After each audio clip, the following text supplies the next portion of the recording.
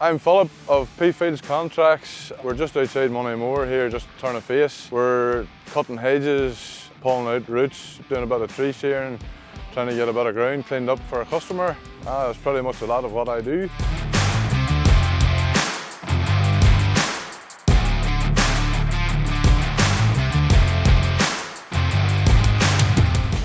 Five years ago, probably, I started out on my own. We always had a digger at home, and my father had a Hyundai -7 and I started out with it. Bought a mulcher. 5 years on, I'm still here. The farmer approached us to come into this job and cut a pile of hedge overgrowth. I don't think the hedge has been cut in here in maybe 10, 12 years maybe. I'm not sure, but the MDE mulcher, you're fit to cut actually up to 8-inch timber with it. That's very, very good that way. When overgrowth saves a whole pile of gathering up of bushes and stuff as well.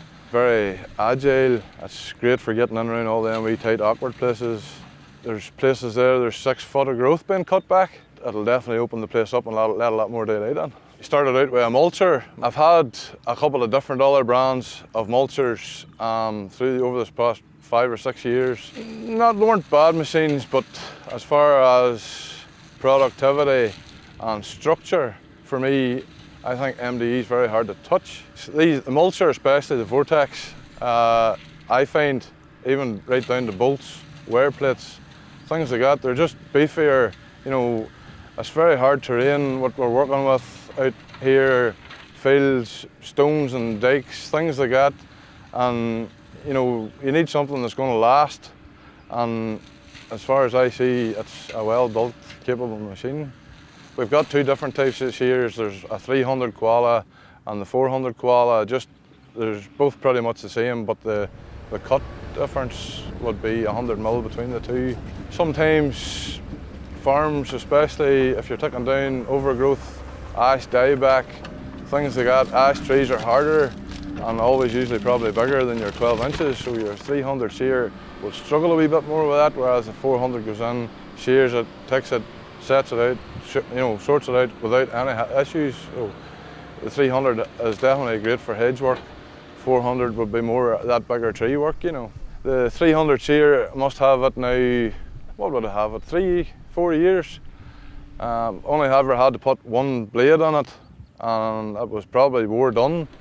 And then just the way things has been progressing, I suppose needed to add another shear to the fleet, and the 400 was the way to go for me. So this is an 1100 Scorpion Grab.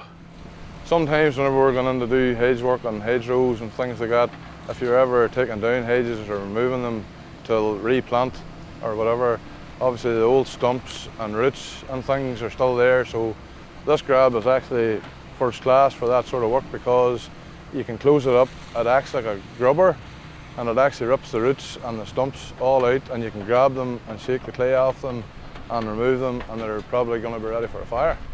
Excellent bit of kit for that purpose. You're fit to close it all on. It's compact to work with. It stands abuse, and Keith should know all about the abuse because he could bend a crowbar in a moss. But first class, all round.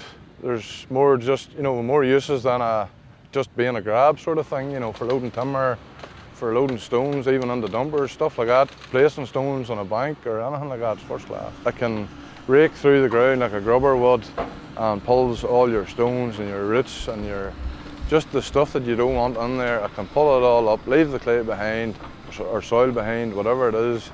And it's a really good, safe way too. Whenever I originally started out, I had a saw head and a mulcher, and then as things progressed after the first probably year, after I bought the first shear, nobody really wanted the seen what the shear was capable of. You were fit to shear a hedge out, set it out, you weren't breaking fences, the saw was coming in, you were sawing away, and then stuff was falling on top of fence lines, breaking the fence wire, causing a whole mess really. And from the shear came about, I actually have never had the saw back on again. So definitely the Koala has changed things in a really good way. Whenever you're working with the Koala Tree Shears, hedge lines, trees, whatever, whenever you're shearing them out, everything, whenever you shear that, you have that and you're bringing that safely out. There's no falling debris, There's no fences getting wrecked.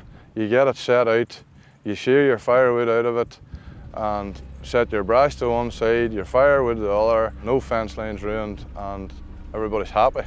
As Mark says, don't be an idiot about the thing. Don't be trying to cut a 20-inch tree with the 300 shear, because it's not going to work. Like, you'll be hagging and stuff. If you're wise with what you're working with and know what you're actually working at, through time you get to know what your machine's capable of doing. And as for maintenance, other than wearing parts through time, best key for me at the minute is grease gun, really. And other than that, like a grease gun and a bit of common sense, a bit of self-guard, you'll be fine. Mark has been such a dream to work with, pleasure. Not that there has been any issues, but he doesn't talk to you like a customer, you know. He talks to you more. I suppose I have got friendly with him over the years, and like, he knows what he's talking about, you know. Like, if anybody was ever thinking of attachments or thinking of trying to go out on their own or make a go of it, my advice would be go up to MDE's yard and take a walk in around and see for yourselves. You'll not be disappointed.